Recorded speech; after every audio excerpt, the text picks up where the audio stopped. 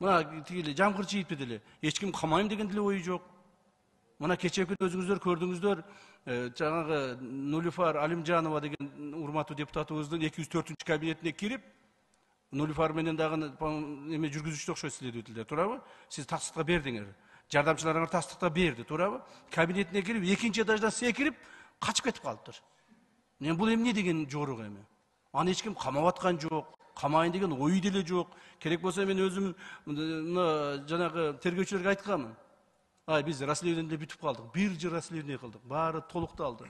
Эми азыр бир аз следственный мероприятиялар бар, процедураларды өткүзүп туруп сотко өткүзүп берели. Сот чечим кабыл алсын. Биз депутатты камап эмне кылабыз?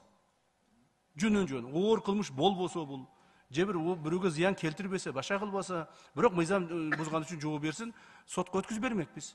Азыр деле ошо силер эгерде бүгүн уруксат берсеңер, сотко өткүзүп беребиз. Мына дагы кайрылып айтып коеюн, урматтуу депутаттар. Азыр да качып жүрөт бир жакта. Качпай эле келсин. Келсин, бүгүн эле келсин ошол следствиеге. Кармабайбыз, камабайбыз, эч нерсе кылбайбыз. Сотко өткөзүп беребиз, соттон анан соттун чечими менен иш боло берет. Ошону мына кечеден бери айтып атышат, бул Ген прокуратура, ГКМБ барып депутаттарды камайбыз деп артынан кууп жүрүптүр деп. Дагы бир жолу айтайын, камай турган кылмыш эмес бул.